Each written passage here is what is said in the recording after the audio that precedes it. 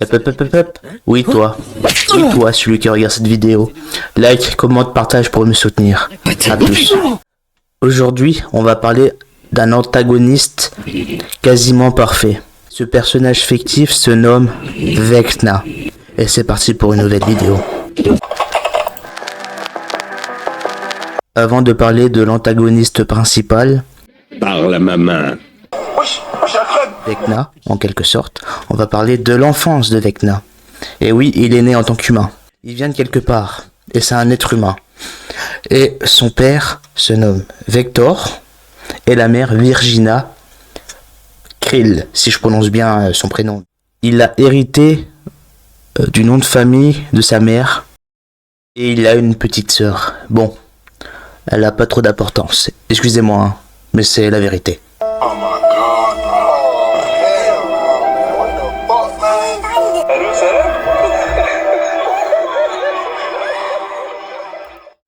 Depuis son enfance, Henry était différent des autres. Il se sentait pas intégré envers ses camarades. Il se sentait différent. Comme une personne peut-être au potentiel intellectuel ou un futur psychopathe. Je suis pas psychiatre, mais j'ai la vision. Et ce qui va se passer dans le futur, ça va être un carnage. Mais on n'est pas encore arrivé jusqu'à là. Henry est l'obtention des pouvoirs qu'il a pu acquérir dans un système atypique. En quelque sorte, il était en vacances au Nevada, me semble-t-il, chez les Boy Scouts. Sans aucune surprise, il arrive à se perdre et, comme par magie, il atterrit dans une grotte. Félicitations, hein, je sais pas quoi te dire, hein. Bravo pour ce que t'as fait. Et en plus de cela, forcément, un enfant si curieux, il entend une personne dans la détresse gémir, donc du coup, il se dirige tranquillement vers ce monsieur. Et comme l'image le montre, on voit bien un scientifique qui s'est pris une balle, qui est blessé et qui est aussi paranoïaque sur les bords.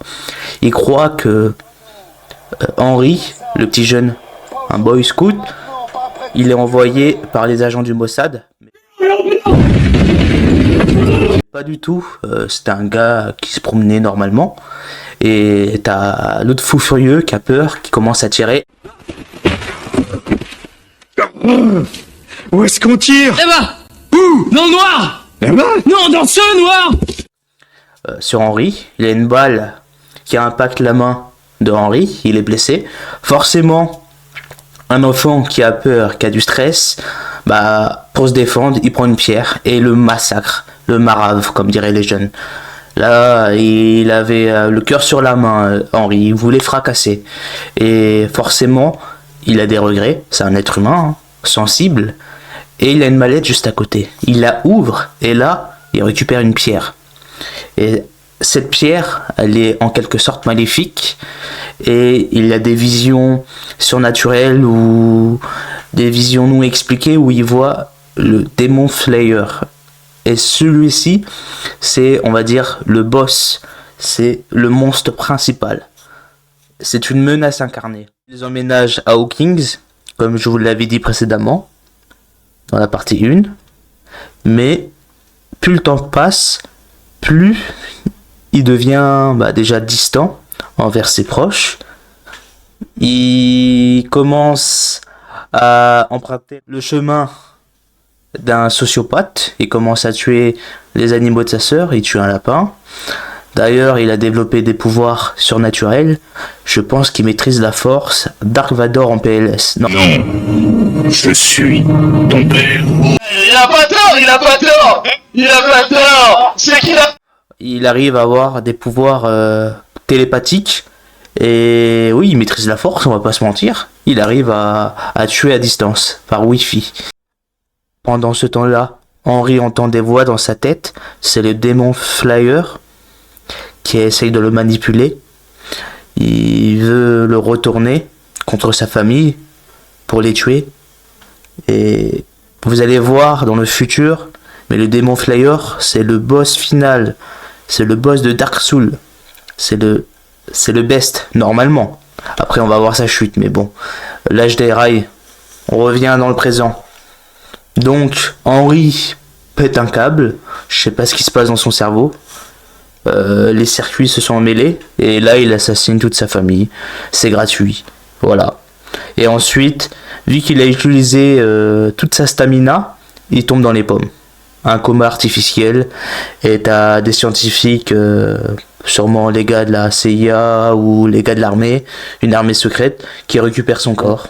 L'armée exploite Henry. C'était sûr. Depuis qu'il a commis un carnage envers sa famille, l'armée l'exploite de A à Z. Ils veulent comprendre comment il a ses capacités hors commun, voire même surnaturelles, et comprendre si ils peuvent pas le cloner par le biais de femmes enceintes avec une transmission du sang de Henry envers ces femmes pour donner naissance à un enfant mutant, si on peut dire ça en quelque sorte. Et force à la guerre froide contre la Russie, il y a des tensions et c'est la course à l'armement. Bref, je vais pas faire un cours d'histoire. En effet, les États-Unis et l'URSS représentent chacun un système et une idéologie opposés. Mais avec le temps, ils vont créer une petite armée de clones, une petite armée d'enfants. D'ailleurs, hein, les enfants sont maltraités, hein. C'est des cobayes. Crâne rasé, ils ont tous la tête à choupi. Et voilà, c'est terminé. Il y aura une partie 2 sur cette histoire avec une dose d'humour. Je vous dis à la prochaine. N'oubliez pas de vous abonner et de liker et de commenter et même partager pour me soutenir. Et merci bien. À plus.